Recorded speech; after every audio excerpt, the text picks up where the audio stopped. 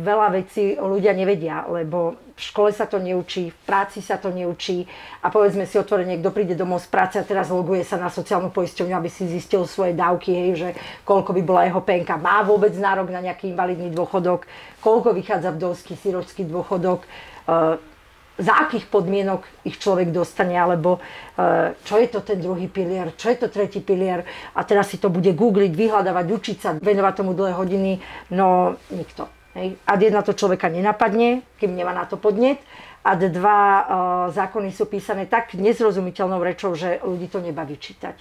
A keby sa aj niekto našiel, že baví ho to prečítať si to, tak veľa tým pojmom nerozumie.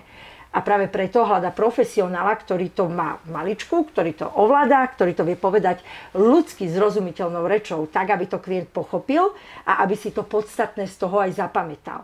A keď toto dokážete urobiť pre klienta, tak máte vyhraté. Začína vaša spolupráca, pretože on vie, že s vami sa chce rodiť tým trhom. Hej? Chce, aby vy ste boli tým jeho poradcom, ktorý mu tie informácie dá, lebo vie, že ich viete.